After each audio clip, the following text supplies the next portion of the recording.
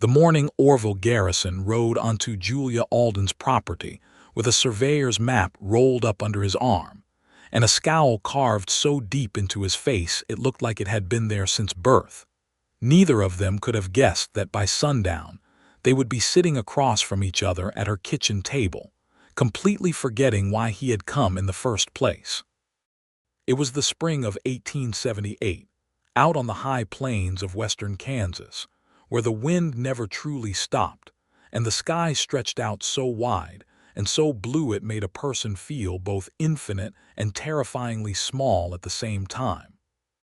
The prairie had been settled hard in the years following the war, and every acre of it was contested, surveyed, resurveyed, and argued over by men who had come west looking for something they couldn't quite name, and had decided that land was the closest thing to it. Julia Alden had been on her homestead for 3 years by then, having filed her claim under the Homestead Act in the fall of 1875, after her husband Thomas had died of a fever that swept through the county like a terrible rumor. She was 28 years old, with dark brown hair that she kept pinned up in the morning and that always fell loose by noon, and eyes the color of creek water in late summer, somewhere between gray and green depending on how the light hit them. She had 200 acres, a good well, 40 head of cattle, a vegetable garden that her neighbor Mrs. Pickford said was the finest in the county, and a dog named Biscuit who was mostly hound and partly something else that no one had ever been able to identify. Orville Garrison was 32, and he had the kind of face that was not precisely handsome in the way that the illustrated magazines like to draw their heroes, but was compelling in the way that honest things tend to be. His jaw was wide and square, his nose had been broken once and set a little crooked, and his eyes were the dark brown of good coffee before you put anything in it. He had come to Kansas from Missouri 3 years earlier, the same year Julia had filed her claim, and he had built up a ranch of his own on the land adjacent to hers, running cattle and growing a small crop of winter wheat that he was quietly proud of. He was not a bad man. He was, in fact, a generally decent one, but he was stubborn in the particular way that men raised to believe that their word on a matter was the final word on a matter tend to be stubborn, which is to say completely. The trouble had started 3 weeks before the morning he rode up her lane.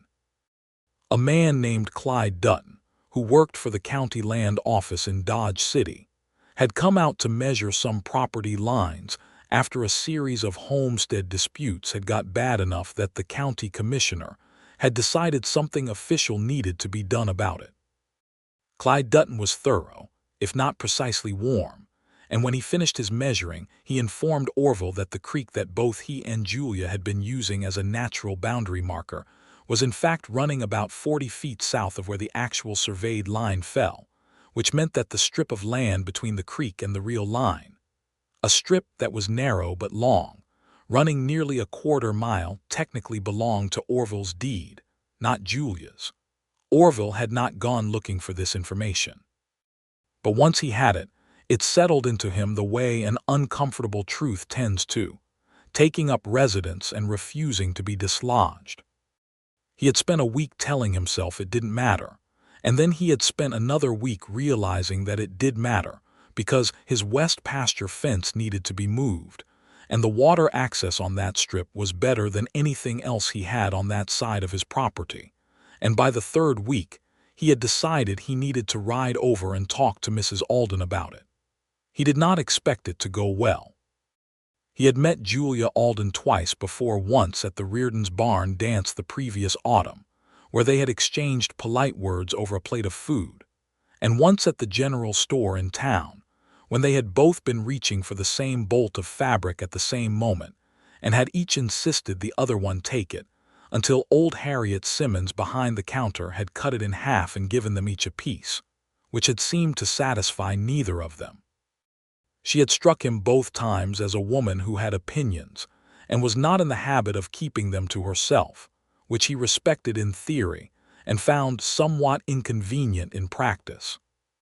He tied his horse, a bay gelding named Sergeant, to the post at the edge of her yard and stood for a moment looking at the place.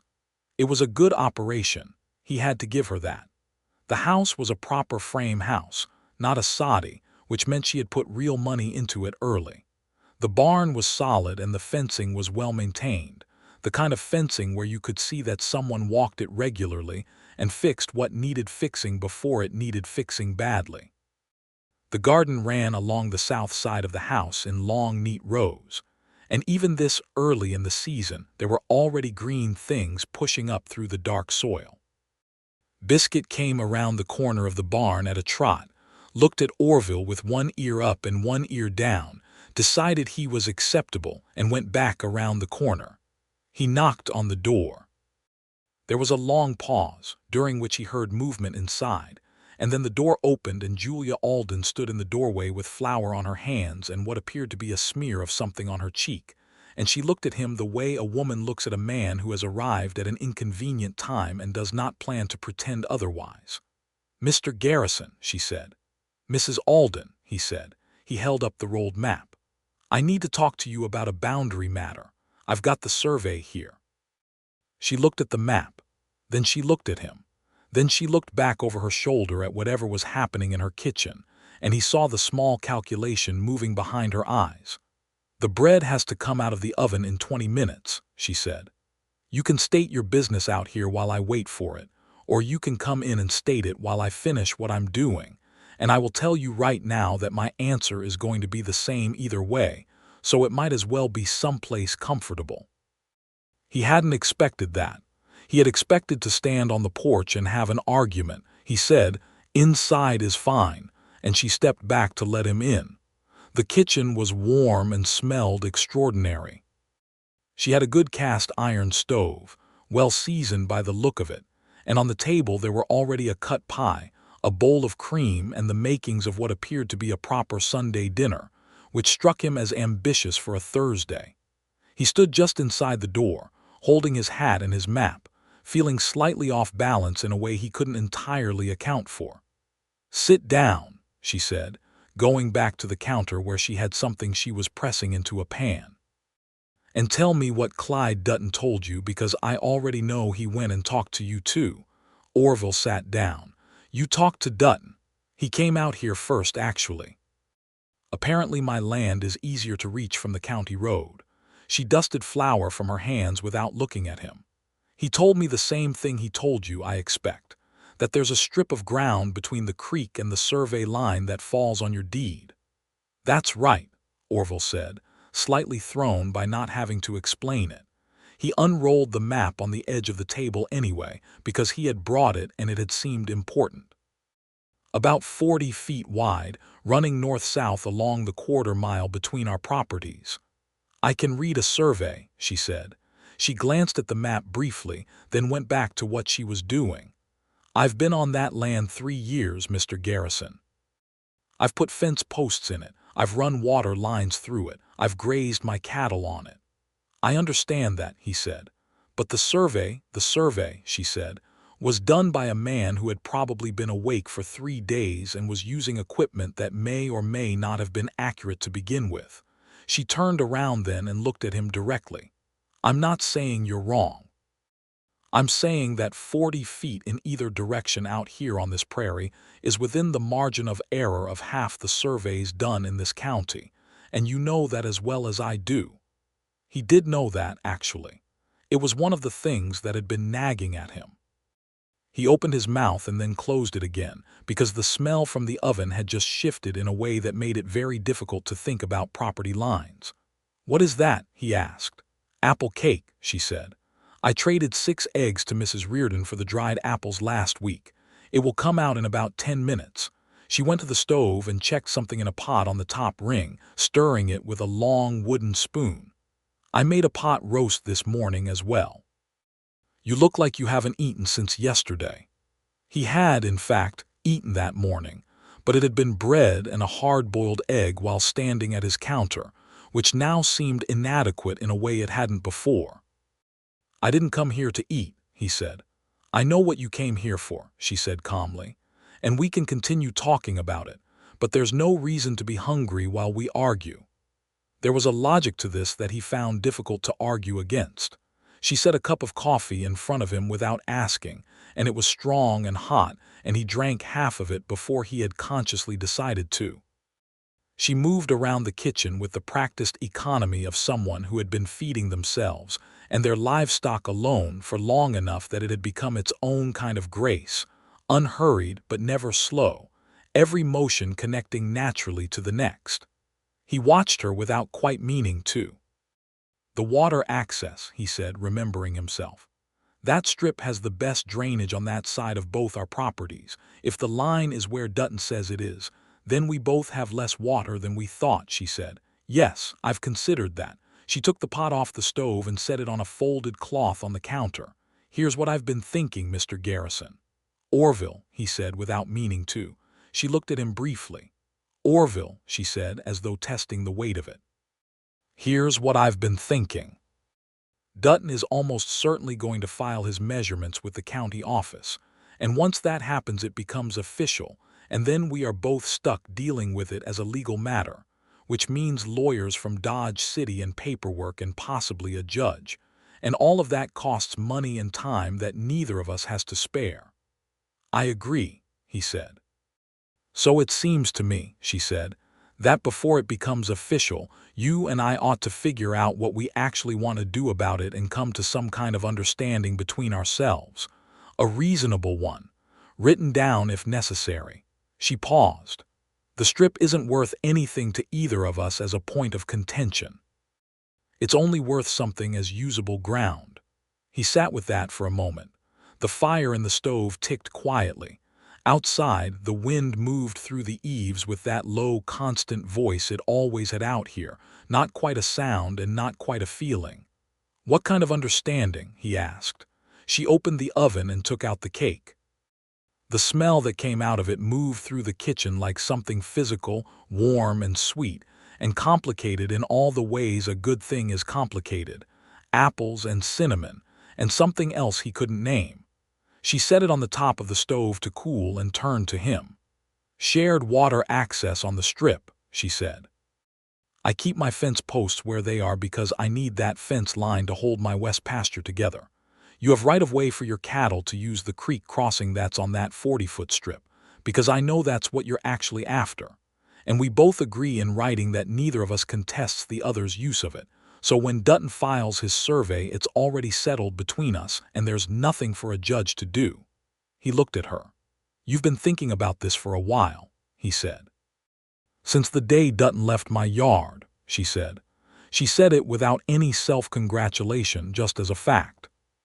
He looked at the map, and he looked at the steam still rising from the top of the cake, and he felt the thing he had been carrying around for 3 weeks, the hard certainty that he was right and she was wrong, and that someone needed to concede something begin to loosen in a way that was both uncomfortable and strangely relieving. "That's reasonable," he said slowly. "It is," she agreed. She went back to the pot and began serving something into 2 bowls. "It takes dinner to come out of the oven sometimes for 2 people to realize that the sensible thing was available all along." He was startled into a short laugh, which surprised him enough that he stopped it quickly. She glanced back at him with something that might have been a smile, there and gone. She put a bowl in front of him that turned out to contain thick beef stew with carrots and potatoes, and what appeared to be some kind of herb he didn't recognize, and she sat down across from him with her own bowl, and for a moment neither of them spoke. The wind moved outside. Biscuit scratched at the back door, and she got up without any fuss, opened it 6 inches, said, "You have your own food," and closed it again. And he found this interaction so perfectly calibrated that it lodged itself somewhere in his memory and stayed there. "This is very good," he said, after he had eaten several spoonfuls. "Thank you." She ate with appetite, which he appreciated.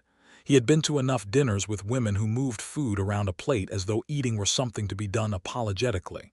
"How is your wheat coming?" He blinked. "You know I grow wheat. You've got the south-facing slope on your east quarter section. Good soil for it out here if you get the rain." She glanced up.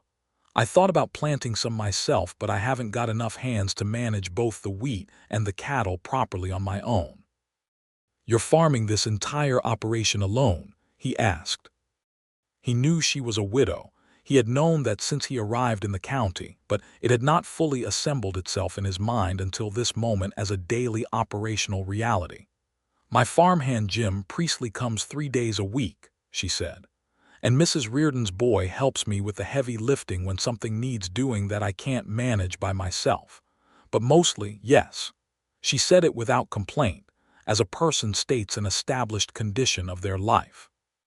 He thought about his own operation, which had 2 full-time hands and a cook, and felt something shift in the way he was looking at the farm around him.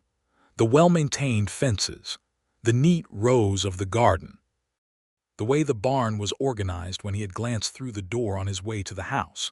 It all looked different now that he understood what it cost. "The wheat is coming well," he said, answering her original question. "I put in 40 acres of winter wheat last fall and it's looking good so far, if the rains hold." "The rains never hold," she said, but she said it with a wry quality, not bitterly. "That's the thing about Kansas. You plan for good weather and you get ready for bad." "That's the thing about everything," he said, and she looked at him for a moment with an expression he couldn't quite read, and then looked back at her bowl. They talked through the meal in the way that 2 people talk when they have both come prepared for a fight and found instead something easier, with a slight tentativeness that kept bumping up against a surprising naturalness, like 2 rivers joining. She asked him about his cattle, and he asked her about her garden. She told him about the particularly bad storm 3 weeks previous that had taken down half her north fence, and he told her about the time a wild horse had got into his chicken coop and done $300 of damage to a flock that had cost him $60. And she laughed at that.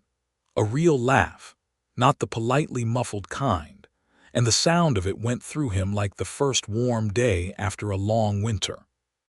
The cake, when she cut it, was the best thing he had tasted in recent memory, which was saying something because his cook Martha made a creditable apple pie. He said so, and Julia looked pleased in a quiet way that she seemed to make some effort not to show. "My mother's recipe," she said. "She came from Indiana, learned to make it with fresh apples, but you do what you can out here." "Where did you come from?" he asked. "Before Kansas." "Ohio, originally," she said. "My husband Thomas had family in Missouri and we came west with his brother's family in '74. Thomas filed the homestead claim and then died the following year before he ever really had a chance to see what it could be."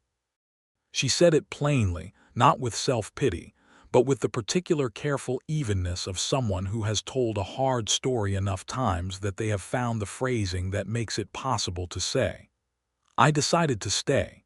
It seemed wrong to leave it." He had wanted it so much. Orville was quiet for a moment. "I'm sorry about Thomas," he said. "Thank you." She looked out the window for a moment. The afternoon light was coming in at an angle now, the quality of late afternoon gold that makes everything look slightly more beautiful than it actually is. "What about you?" she said. "What brought you to Kansas from Missouri?" He considered how much to say. "There wasn't much left for me in Missouri," he said finally. "I had a farm there, but it wasn't going anywhere. After the war things were hard in a lot of places. Kansas seemed like a place where a man could start fresh." He paused. "My wife passed in '74, childbirth, the child too." Julia set down her fork and looked at him with her full attention, which felt significant in a way he wasn't quite used to. "I'm sorry," she said. She said it with the same directness she used for everything else, no performance in it, just the genuine weight of the words. "Thank you," he said, and they sat for a moment in the kind of silence that forms between 2 people who have both carried the same kind of grief and recognize it in each other without needing to name it. Outside, one of her cattle had apparently decided something was interesting near the yard fence, because there was a slow, sustained lowing from the direction of the pasture. Julia tilted her head, listened for 2 seconds, and apparently concluded it wasn't anything that required action, because she poured more coffee from the pot on the stove without getting up. "I should put together that written agreement," Orville said, more to bring himself back to the original purpose of the visit than because he felt any urgency about it. I can have it drawn up and bring it by before the end of the week. I can write it myself, she said. I've written contracts before. Thomas and I had a written agreement with our first neighbor in Missouri about a drainage ditch, and I drafted it. It held up fine. I don't doubt it, he said, and he found that he genuinely didn't. He stayed another hour. He wasn't sure how it happened exactly, only that the conversation kept opening into new rooms the way good conversation does, and each room had something in it worth looking at. She showed him the difficulty she was having with the fence post issue in her north pasture, and he looked at it and told her about a bracing method his father had used in Missouri that she hadn't tried, and she listened carefully and asked questions with the focused quality of someone who was actually going to implement what they were hearing. He walked back with her to look at the west pasture, the one adjacent to his own property, and they stood at the fence line in the late afternoon light, and he pointed to where the creek was, and where the survey line theoretically ran, and she nodded. And they were both looking at the same ground, but neither of them was looking at it the way they had been 3 weeks ago. "You know," she said, standing with her arms crossed against the wind that had picked up as the afternoon cooled, "I want to say something, and I want you to take it in the spirit it's meant." "All right," he said. "When Dutton told me about the survey line, my first reaction was to be angry," she said. "And I was.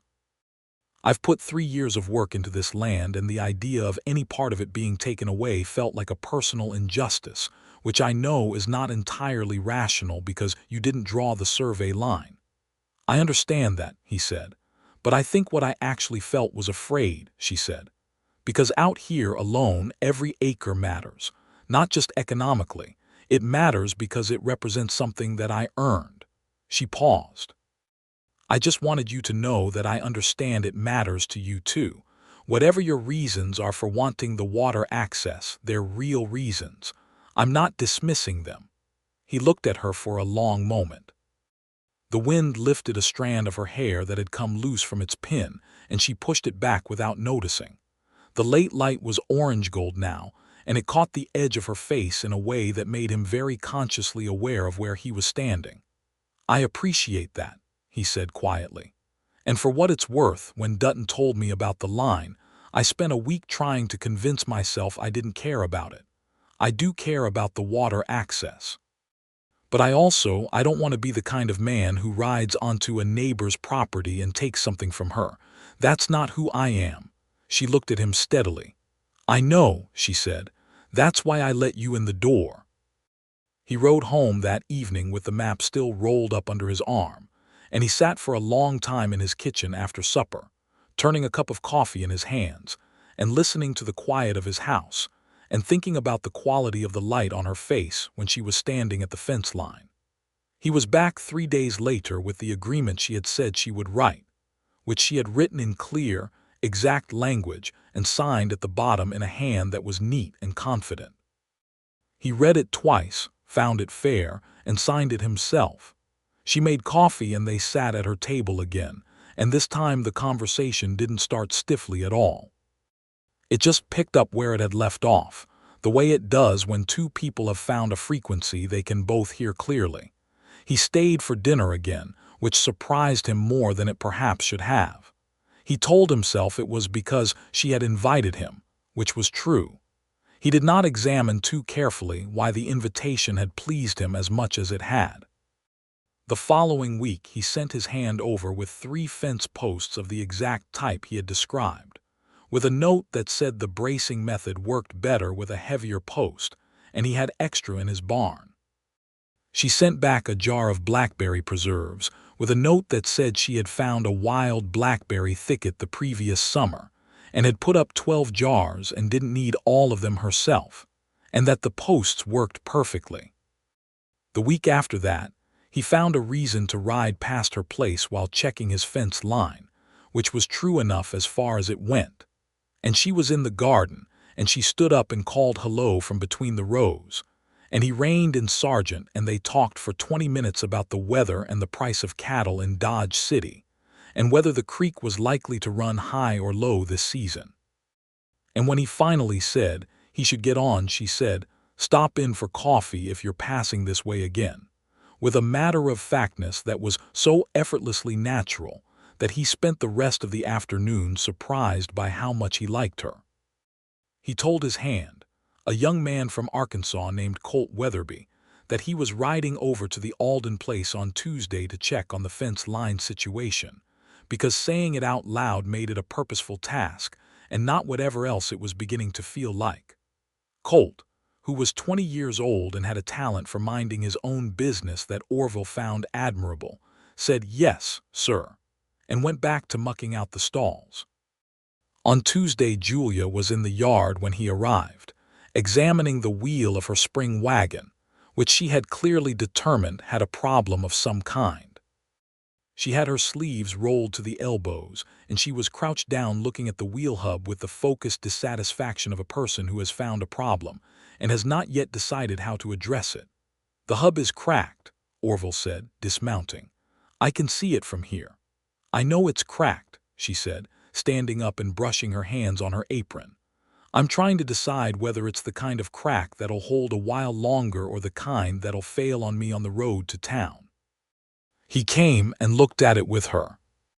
They both crouched down, and he pointed to where the crack ran, and she pointed to the grain of the wood, and they debated the structural implications in a way that was so collaborative and natural that neither of them thought it was unusual, until Orville happened to look sideways at her, and found her looking at him at the same moment with an expression of concentrated interest that had nothing to do with wheel hubs, and they both looked back at the wheel very quickly. I can have my wheelwright come take a look at it, he said, keeping his voice even. That would be helpful, she said, in the same register. He sent the wheelwright that afternoon with instructions to fix whatever it needed fixing, and not to charge Mrs. Alden for the labor, which he covered himself, and told himself this was no different from any other good neighbor thing. He was not, by nature, a man who deceived himself for very long. By the time May settled warmly over the Kansas plains, Orville Garrison had stopped finding reasons to ride past Julia Alden's property and had started simply riding there, arriving at reasonable times and usually staying until the work of the day gave him no further excuse to remain. He helped her dig a new drainage channel on the east side of her barn on a Wednesday afternoon in early May when the rains had been coming heavy, and she was worried about flooding the root cellar. He worked beside her and her hand Jim Priestley for 4 hours, and when they were done, she brought out cold water and cut cake, and they sat on the back porch steps, all three of them, watching the rain come in from the northwest. Jim Priestley was a quiet man of about 45 who had been working the land since before the war and had opinions about soil and weather that he shared in short declarative sentences, and Orville found himself liking the man immediately. Jim watched him with Julia with the careful neutrality of someone who has known a person through a hard time and is interested in what comes next. The drainage is going to hold, Orville said, watching the rain run in the new channel. It had better, Julia said, but she said it lightly, and she bumped her shoulder against his very briefly and without apparent premeditation as she said it, and he felt it for the rest of the evening. He rode home in the rain with his hat pulled low, and a feeling in his chest he hadn't had in a long time. A feeling he recognized the way you recognize a country road you traveled once years ago and thought you had forgotten.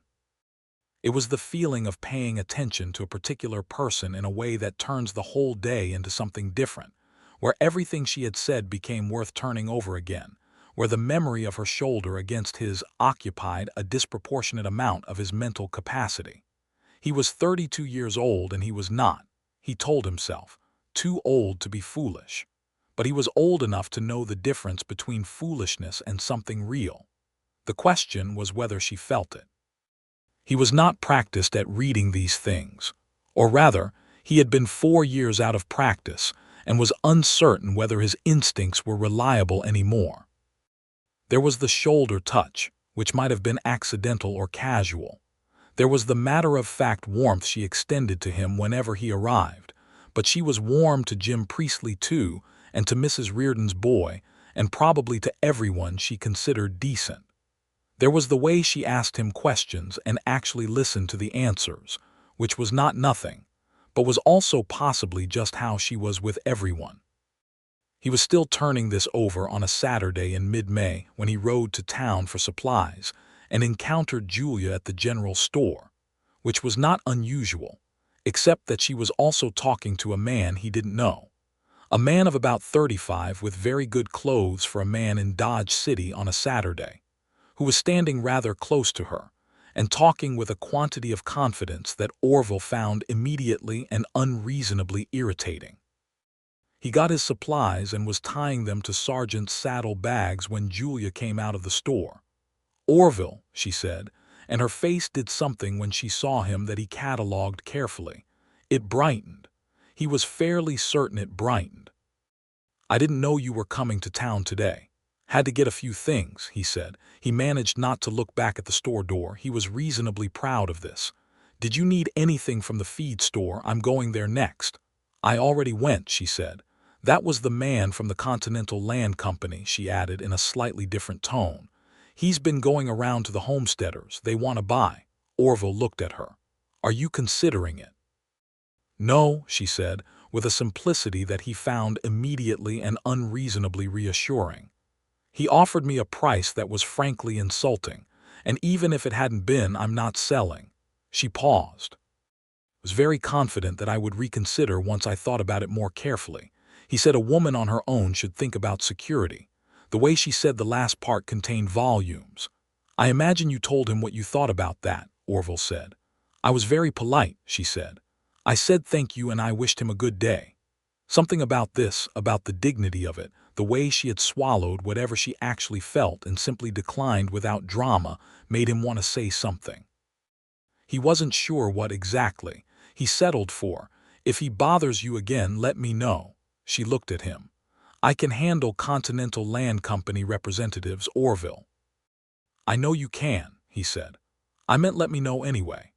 She held his gaze for a moment, and the May sun came down warm and even on the street around them, and someone's horse shifted its weight at the hitching post down the way, and Orville thought for one particular moment that if he had more courage than he actually possessed at this precise second, he would say the thing he had been thinking for a while.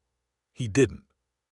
But she tilted her head slightly, as though she had heard something at the edge of his silence, and said, "I'll do that." They walked together to their horses and rode out of Dodge City in the same direction, because their properties were in the same direction, and the road stretched long and flat into the west with the grass on either side of it green from the spring rains and the sky enormous above them. They talked the whole way home. The conversation turned at some point to Thomas, her husband, and she told him more than she usually did, about how he had been funny and cheerful and deeply, genuinely optimistic, and how that optimism had been both the best thing about him and the thing that had made his death feel like a particular cruelty, because he had believed so completely that the next year would be better. And then Orville told her about his wife Eleanor, about how she had been steady and practical and careful, and how those qualities had seemed like something permanent until they very suddenly weren't. They talked about grief in the way two people can talk about it when they have both been through it and come out on the other side still standing, not miserably but honestly, the way you might talk about a terrain you have both crossed. "Do you miss it?" she asked at some point. "The feeling of being with someone, I mean, the dailiness of it." He rode for a moment without answering. "Yes," he said. "I've got good men working for me and decent neighbors, and I'm not lonely in any way that slows me down. But yes. The dailiness of it, you said exactly the right thing. That's exactly what you miss." She nodded, and something in her face was open in a way that took some effort, he thought, the way being honest about wanting something always takes a particular kind of effort. "I didn't think I would want that again," she said. "For a long time I thought wanting it again would feel like a betrayal." He looked at her. "And now?" She glanced at him briefly, and the briefness of it was significant, he thought, the kind of glance that means there is more to say than is being said. "And now I think Thomas would have been very practical about it," she said. "He was practical about most things, despite the optimism." Orville said carefully, "I think Alina would have said I was wasting time if I spent the rest of my life being alone for her sake." Julia smiled at the road ahead. "She sounds like a sensible woman." She was. They came to the place where the county road met the track that ran to Julia's property, and they both reined in their horses, and the afternoon was full and golden around them with the smell of the grass warming in the sun. And Orville said, before his better judgment could reassert itself, "I'd like to take you to the dance at the Reardons next Saturday, if you'd be willing to come." She turned to look at him fully, and something moved across her face that he recognized as the same thing he had felt on the road to town, the same combination of wanting something and being surprised to be offered it. "I'd like that," she said. He rode home feeling lighter than he had in years, which was both excellent and slightly alarming. The way anything you've stopped expecting is alarming when it arrives. He arrived at her house the following Saturday at 6 o'clock, having taken enough care with his appearance that Colt Weatherby had said, "Going somewhere special, Mr. Garrison," with studied innocence that Orville had chosen not to respond to. Julia came out the door in a blue dress he hadn't seen before, dark blue like a late evening sky, with her hair done up properly though the wind had already found a few strands to work loose, and she looked at him and he looked at her and neither of them said anything for a moment. "You look very fine, Mrs. Alden," he said. "Julia," she said, "we've been neighbors for a season, Orville. I think the time has come." The dance at the Reardons was the kind of occasion that the frontier does particularly well when it chooses to. A big barn cleared out, lanterns hung everywhere, a fiddle player from the next county, and a man from town who played a pretty tolerable guitar, and everyone for 30 miles who wasn't confined to bed showing up in their best clothes with food tucked under their arms. The Reardons had been out here since '72, and their barn dances had a legendary quality among the homesteaders, the kind of event that people talked about in winter. Orville was not a gifted dancer.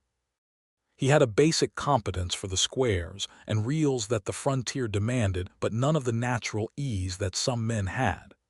Julia, it turned out, was considerably better than him, which she managed with the same practical grace she managed everything, guiding him subtly when he lost the count without making him feel managed.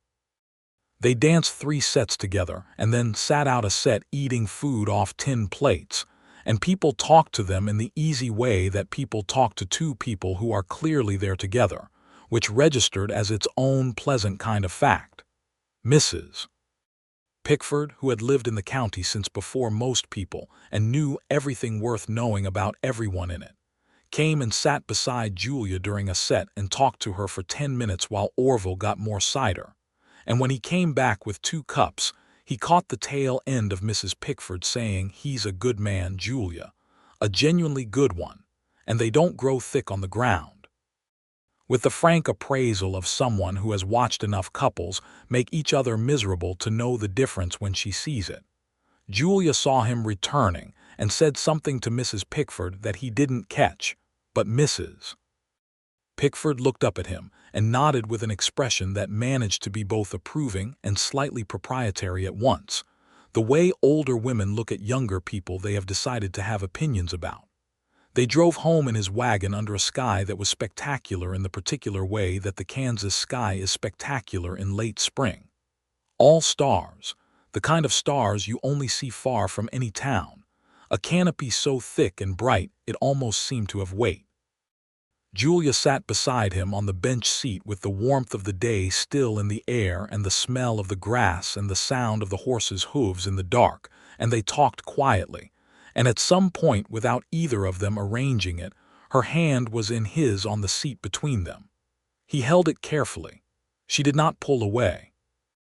At her gate he helped her down from the wagon and they stood in the yard in the dark, and she was looking up at him with an expression that was patient and warm and had something questioning in it, the way a person looks when they are waiting to see if a thing is going to be said.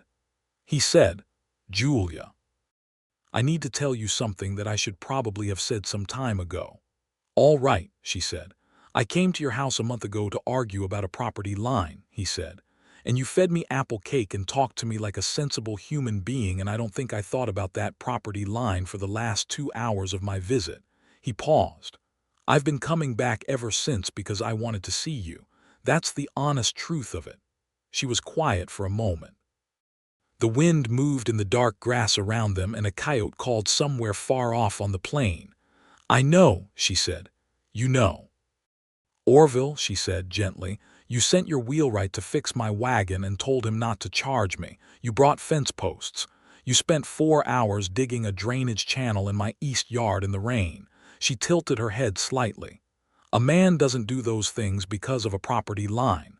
He felt slightly foolish and considerably relieved at the same time. "No," he said, "he doesn't." She reached up and put her hand on the side of his jaw, and he turned his face slightly into it, and she said, "I've been waiting for you to say it out loud."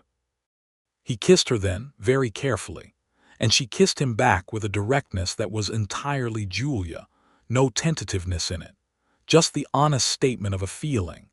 And the night opened around them with the stars overhead and the Kansas wind and the warm, dark smell of the spring prairie. And it was one of those moments that a person carries for the rest of their life without quite knowing why they can always find it so easily. The summer was the most fully inhabited summer Orville could remember, meaning it was full, not with activity exactly, though it was that too, but with the quality of being in a place where you are entirely present because the place contains something worth being present for. He rode over to Julia's nearly every day, sometimes for a specific purpose: to help with the cattle, to look at the drainage situation, to deal with a fence that had come down in a storm, and sometimes for no purpose other than that he wanted to be there.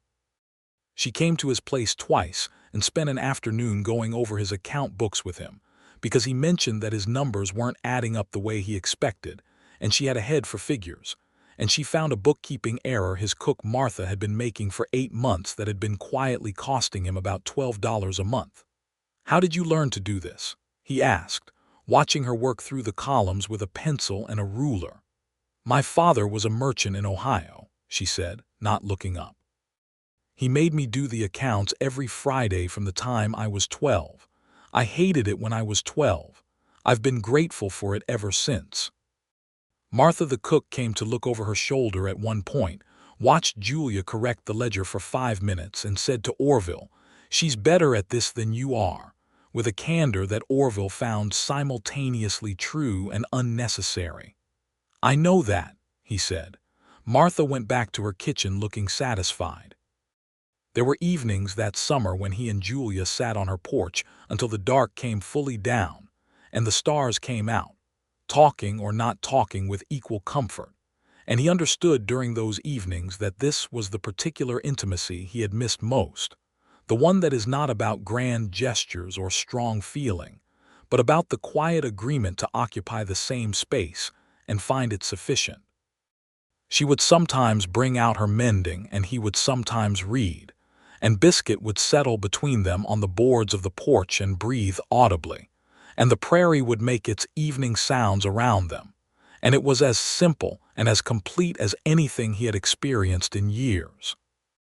In July, he rode to Dodge City and spent a carefully considered amount of money on a ring at the jeweler's shop on Front Street, a small gold ring with a piece of turquoise set in it that the jeweler told him came from New Mexico.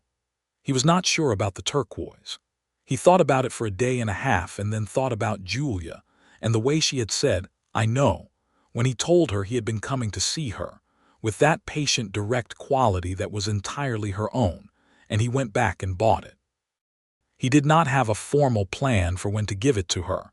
He told himself he would wait for the right moment, which was the kind of thing people said when they were nervous. He was nervous. He recognized this because it felt familiar, and also because Colt Weatherby had started treating him with a particular careful deference in the mornings, the kind of deference a young man extends to an older man who appears to be in a state of significant agitation and might not be in the best condition to receive ordinary conversation. Orville appreciated this without acknowledging it. The moment came not in the way he had half imagined, which had involved various scenarios of varying degrees of grandeur, but on a plain Tuesday evening in late July. He had come over after supper to look at a section of fence on her south pasture that she said had been giving her trouble, and they had walked the fence line, and he had helped her tighten 2 posts and replace 3 rails, and then they had walked back to the house in the long summer dusk with the sky still golden red in the west and the grass moving in waves in the warm evening wind, and she had said, looking at the sky, "I used to think this was a hard country. I don't know if I still think that." He stopped walking and she stopped too, looking at him. He said, "I want to ask you something." She waited, with that quality she had of giving him room. He said, "I know this has been quick by some people's reckoning. It hasn't felt quick to me. It's felt like the most logical thing that's happened to me in years." He reached into his jacket pocket and brought out the ring. "I want to marry you, Julia. I want to marry you, and I want to be here on this land with you, and I want to make something of these 2 places together that neither of us can make alone." She looked at the ring in his hand and then up at his face, and her eyes were bright in the last light, and her expression had that quality of someone who has been quietly hoping for a particular thing for some time and is now watching it arrive, which is a quality entirely different from surprise. "The turquoise is beautiful," she said. "Is that a yes?" he said. "Yes," she said. "That is most certainly a yes." He put the ring on her finger, and she looked at it for a moment with the frank appreciation of someone who has not expected to be given a beautiful thing, and then she put her hands on either side of his face and kissed him in the way she did everything, with complete and uncomplicated commitment. They were married in September, in the little Methodist church in town, on a clear blue morning that felt like a gift after a week of rain. Mrs. Reardon organized the reception with the enthusiasm of someone who has been waiting for this outcome since spring and feels a proprietary interest in seeing it executed properly. Jim Priestley came in a clean coat and shook Orville's hand and said, "You take good care of her," with a directness that left no room for misunderstanding. Colt Weatherby stood up with Orville and spent the ceremony looking earnest and slightly overwhelmed, which Orville found touching. Julia wore a dress the color of cream with ribbons at the wrist, and she walked into the church with the same upright directness she brought to everything. And when she stood beside him at the altar, and the minister asked her if she took this man, she said, "I do," with a fullness of conviction that made the minister smile, and several women in the back pews nodded as though this were exactly right. After the ceremony, when the celebration had wound down and the last neighbors had made their way home along the darkening roads, Orville drove Julia back to what had been her farm and was now theirs together, because they had talked about it carefully and decided that her property was the more established of the 2, and that his hands could manage his cattle operation while they built up the combined enterprise, and that the right thing was to be together in the place that was most ready to be a home.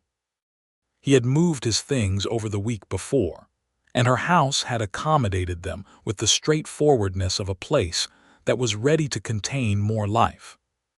She stood in the kitchen of what was now their house and looked around with an expression of satisfaction that he recognized as the expression she wore when something had been correctly organized, and then she looked at him and laughed, a free, easy sound. "We did this," she said. "We did," he agreed. The first year of their marriage was the kind of year that asks everything of you and gives back more than you put in, which is the best kind of year and also the most exhausting. They combined their herds in the fall and negotiated with a cattle buyer from Kansas City who came out in October and was slightly surprised to encounter Julia at the table for the negotiations, and then more substantially surprised when she drove a harder bargain than Orville had been planning to accept. She pointed out afterward that she had been selling cattle on her own for 3 years and knew what the market would bear, and he said she was absolutely right and meant it. They planted more wheat that winter, a combined 45 acres on the south slopes of both properties, and built a new barn on the east side that was big enough for both operations, with a design that Orville drew out on paper and Julia improved with practical modifications that came from 3 years of knowing exactly what a barn needed to be convenient to use. Jim Priestley became their full-time farmhand, coming 7 days during planting and harvest and 5 the rest of the year, and he and Colt Weatherby, who had transferred his employment to them after some negotiation, worked together with the easy tolerance of men who have both decided the situation is good. In the winter evenings, they would sit together in the front room with the fire going, Julia with her reading and Orville with his accounts, which she still corrected periodically with a patience he found both efficient and affectionate, and Biscuit lying on the floor between them. Orville had taken to the dog with the slightly surprised air of a man who had not expected to be a dog person, and had discovered that he was, and Biscuit, for his part, had decided that Orville's presence was not merely acceptable but actively desirable, which Julia said was the highest possible endorsement.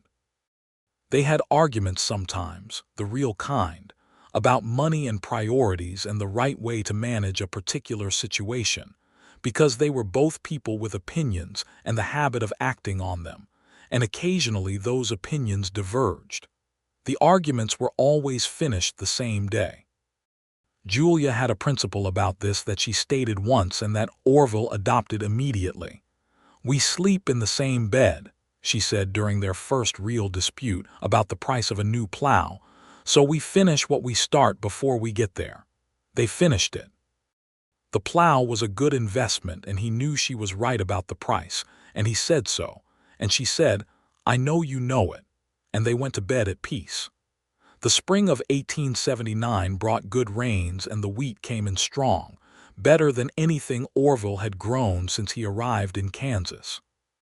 They hired a thrashing crew for a week and worked alongside them, and in the evenings Julia cooked for 8 men at her big table with the focused energy she brought to feeding people, which was enormous, and the thrashing crew talked about the food the entire following week at the next farm over, according to Mrs. Reardon, who heard it from the crew boss.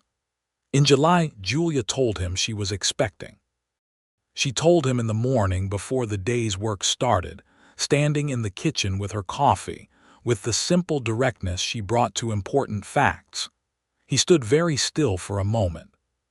He thought about Alina, and the fear came first, as it always did when he thought about children and what could happen, and then Julia was looking at him with her eyes steady and present, and he understood that she had been carrying this particular information for some days already and had given it to him with care, knowing what it would land on. "I'm here," she said. "I'm healthy. The doctor in Dodge City has already seen me." "When did you go to the doctor?" he said. 3 days ago, she said. "I wanted to be sure before I told you." She came to him and put her hand on his chest over his heart in the direct way that was entirely hers. "I know what you're thinking about, but I'm strong, Orville. I have been out here on my own for 4 years and I am strong." He put both hands over hers. "I know you are," he said. "You're the strongest person I know." She smiled. "Don't tell Jim Priestley. He'll be insufferably modest about it." The pregnancy was hard in the way pregnancies on the frontier were hard, full of practical complications and limited resources, and the nearest doctor who could be relied upon was 20 miles away in Dodge City. Julia managed it the way she managed everything, with a calibrated practicality that involved knowing exactly what was necessary to do, and not doing more than that and resting when she was tired without apology, which had not come naturally, and which he had gently and persistently encouraged. Mrs. Reardon came out twice a week by September, having appointed herself an auxiliary presence, and Orville was grateful for her in a way he expressed by being consistently agreeable about everything she rearranged in the kitchen. The baby came in February of 1880, on a night when the temperature had dropped to brutal, and the wind was doing its worst across the plain, which was the kind of night that the frontier seemed to choose for its most significant events. The doctor made it out from Dodge City, by a margin that Orville later could not think about too clearly without needing a moment to sit down, and Mrs. Reardon was there, and Colt, Weatherby sat in the barn with Jim Priestley for several hours because there was nothing else useful to do, and neither of them wanted to be far away. The baby was a boy, 7 pounds, with Orville's wide jaw and Julia's creekwater eyes, and he hollered with an energy that the doctor said was a good sign, and that Orville agreed with completely while standing at the door of the bedroom with tears running down his face that he made no particular effort to stop. Julia held the baby against her chest and looked exhausted and entirely satisfied, the way a person looks after they have done a very hard thing correctly. "Thomas," Julia said when Orville came and sat beside her. "I want to name him Thomas. After his father, I mean after Thomas, who—" "I know who you mean," Orville said gently. "Thomas is a fine name." He looked at the baby's face, which was red and scrunched and somehow already arresting. "Thomas Garrison." "Thomas Orville Garrison," Julia said. He looked at her and his throat was not entirely cooperative. "That's a good name," he said finally. "It is," she said. She leaned her head against his shoulder. "It covers the important people." He kissed her hair. Outside, the wind battered at the walls and the fire in the stove kept the room warm against it, and the baby slept against Julia's chest with the total authority of the very newly alive, and the lamp put soft, yellow light over everything. Colt came in from the barn at some point with his hat in his hands and looked at the baby with the slightly dazed reverence of a 21-year-old who has just encountered proof that the world is continuously producing new people, and said, "He's a good size, Mrs. Garrison," which was not the most elegant thing anyone had ever said, but was said with complete sincerity. Jim Priestley shook Orville's hand with a firmness that communicated everything worth communicating, and went home to let his wife know, which put the information across 4 farms by morning. Young Thomas turned out to be a person of strong opinions from very early, expressing these opinions in a volume that impressed everyone in the house. He was healthy, which was the main thing, growing steadily through the spring and into the summer with an appetite and a physical energy that Julia said came directly from Orville's side of the family, and that Orville said he couldn't confirm or deny but was probably right. The farm itself was flourishing. Their second wheat crop in the spring of 1880 was their best yet, and the cattle herd had grown to 65 head, which was the right size for the combined land. The Continental Land Company representative had come back the previous fall with a second offer, and Julia had again declined it, this time with Orville standing beside her at the door, and the representative had looked at Orville and seemed to expect he might take a different view of the matter, and Orville had said, very pleasantly, "My wife handles the business of this farm and her decision is my decision," and the representative had gone away and not come back. The boundary dispute, the piece of paper they had signed at Julia's kitchen table in that first week, had been filed with the county and was part of the official record. Clyde Dutton from the land office had come out to see them about it when it was first filed, somewhat surprised that 2 homesteaders had sorted out a boundary matter without involving a lawyer, and Julia had explained their arrangement calmly, and Dutton had said it was unusually tidy and filed it accordingly.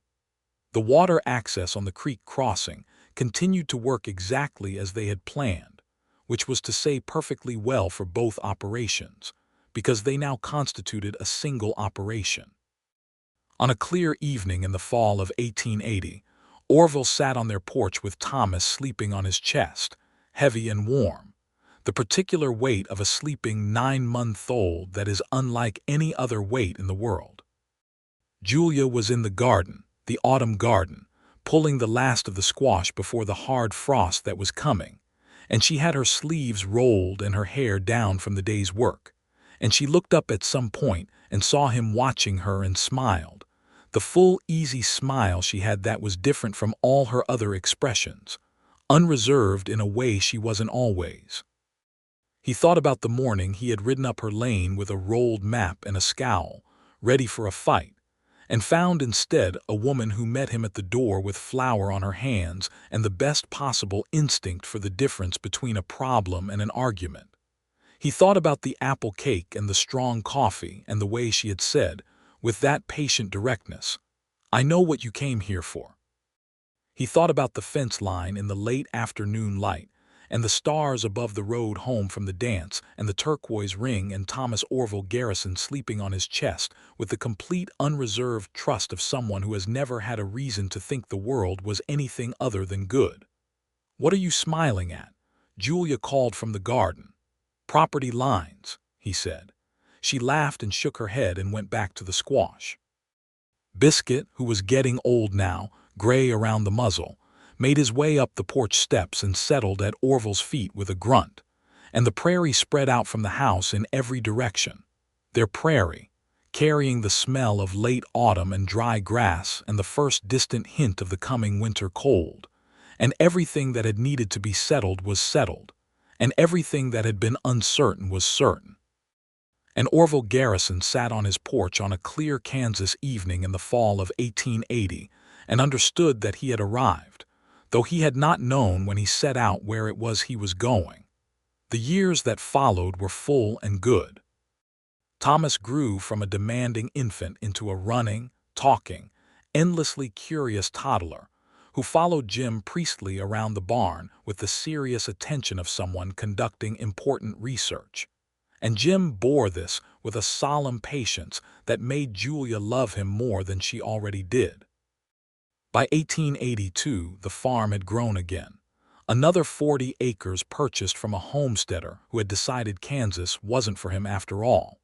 And Orville planted winter wheat on 20 of those acres, and Julia put the other 20 into a managed pasture that she had read about in an agricultural journal that made its way out to them from the east, a method of rotating the cattle through sections to keep the grass healthy. In the late summer of 1882, she told him there would be another baby, and this time he received the news with considerably less of the old fear, though not without any of it, because the fear did not entirely go away but had learned to occupy less space. She said, "I'm going to be fine," with the serene certainty of someone who has done this once and found themselves equal to it, and he believed her. The second baby was a girl, born in March of 1883 on a mild day that seemed particularly suitable for the occasion. She came into the world with less drama than Thomas had, but with a quality of alert attention that the doctor mentioned approvingly, and that both of them recognized immediately. "Eleanor," Julia said, holding her. She looked up at Orville with a question in her eyes. He felt the wave of it move through him, not painful exactly, but wide and deep, the kind of feeling that honors rather than wounds. "Eleanor," he said. "Yes." "Eleanor Julia Garrison," Julia said. "That's a name with substance to it," he said. "It ought to be," Julia said. "She looks like she expects to be taken seriously." The baby gazed at the ceiling with the uncanny focus of the newborn, apparently already forming opinions about the architecture. Thomas came to look at his sister with the solemn skepticism of a 3-year-old who has been told he is going to have a sibling and is now conducting an assessment of whether this is as advertised. He studied her face for a long moment and then said, "She's very small," with a tone that implied he was withholding judgment. "You were small too," Julia told him. "I don't think so," Thomas said, which was so purely 3 years old that Orville had to turn away to manage his expression. The household adjusted around Eleanor with the flexible practicality of a household that had already absorbed one child and understood the operational requirements. Jim Priestley and his wife Martha, who had become a regular figure around the farm and who had an apparently limitless capacity for quiet, competent assistance, provided what was needed when it was needed without being asked and without making a project of it. Colt Weatherby had married the previous year, a woman named Sadie from the next county over, and they had a small house built on the east edge of Orville and Julia's property, a practical arrangement that gave them good neighbors within shouting distance and gave Colt and Sadie a place to start. Sadie Weatherby, it turned out, was a woman of considerable warmth and considerable opinion, and she and Julia formed the kind of friendship that women form on the frontier, practical and deep, built on real knowledge of each other's actual lives. They helped each other with their children and their gardens and their mending, and they talked to each other with the candor that comes from knowing that you are both out here managing things that would be easier with more people, and that pretending otherwise serves no one. By 1884, the farm that had begun as Julia Alden's homestead claim was a going enterprise that produced cattle, wheat, vegetables, and poultry on a scale that required real management. Julia kept the accounts, and Orville ran the cattle operation and the crops, and together they made decisions about the whole with a system that had evolved organically from who they each were, a system in which every significant choice was talked through until it was either agreed upon or one of them convinced the other with an argument that was actually good, which was how it ought to work. They had their hard times, because the frontier did not stop being the frontier because they were happy. The drought of 1884 took most of their wheat crop and required the difficult decision to sell down the herd rather than struggle to feed animals through a dry season. And they made that decision together at the kitchen table with the account books open and the realistic numbers between them, without recrimination or despair, with the practical sobriety of people who know that hard decisions made early and correctly are better than any other kind. The drought broke in the fall, and the following year the wheat came back strong, and the herd rebuilt faster than they had projected, because they had bought good breeding stock when the prices were down. Julia had seen the opportunity before Orville did and had pointed it out, and he had looked at the numbers and agreed, and they had spent 3 weeks that fall acquiring cattle from homesteaders who had given up or sold out, and by 1886 they had a herd of 80 head and more pasture than they had started with. Thomas, by 1886, was 6 years old and already following his mother around the farm in the morning asking questions about why things were done the way they were done. She answered every question with the same full attention she brought to everything, explaining the reasoning, not just the method, because she had decided early that you raised practical people by explaining practical things rather than simply requiring them to be obeyed.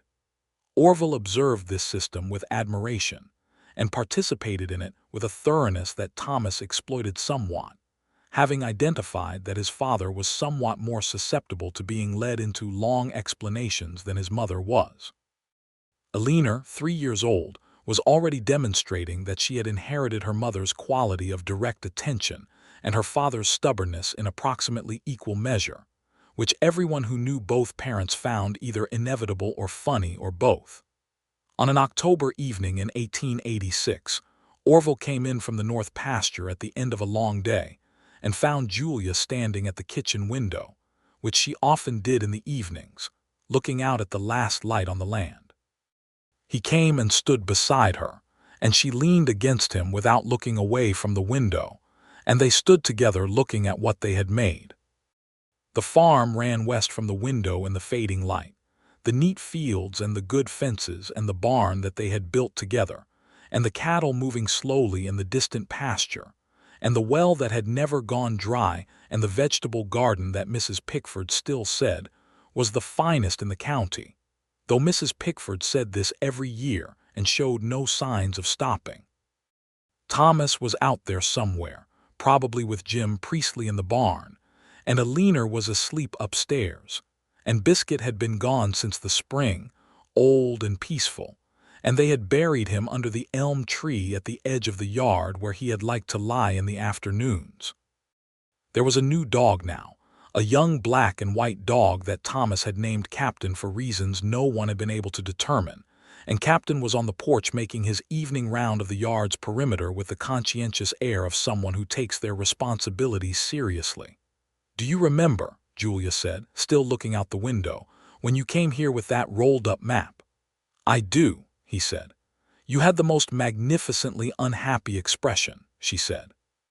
"Like a man who had decided to do a disagreeable thing and was going to do it properly no matter what. I was prepared for an argument," he said. "I know," she said. "I prepared apple cake against it." "You had not been baking the cake in preparation for my arrival," he said. "You had been baking it anyway." "That is true," she said. But it worked in my favor. He put his arm around her and she folded into his side with the completeness that still, after 8 years, struck him as one of the specific gifts of his life. The light was almost gone now, the last red line of it along the western horizon, and the first stars were coming out over Kansas in the enormous dark sky. "I forgot entirely what I had come there to argue about," he said, "somewhere between the stew and the cake." "I know," she said. "I could see it happening." "You watched it happen on purpose," he said. "I made sure there was enough food," she said. "What a man does with a good meal is his own affair." He laughed, and she laughed, and the sound of it moved through the kitchen and out the window into the evening, and the stars came fully out over the plain, and the cattle settled for the night, and the farm they had built together lay quiet and alive around them in the dark. They stood there a while longer, not needing to say anything, because some things had already been said every way they needed to be said, in the morning rising and the daily work and the arguments that ended before sleep and the children sleeping upstairs and the land around them that they had earned together, acre by contested acre, starting from a surveyor's line and a rolled map, and a kitchen that smelled like apple cake on a spring afternoon in 1878. The plains of western Kansas stretched out in every direction under the October stars, and everything was accounted for, and everything was resolved, and everything was well. And Orville Garrison stood in his kitchen with his arms around his wife, and knew himself to be exactly where he was supposed to be, which is the best possible way for any story to end.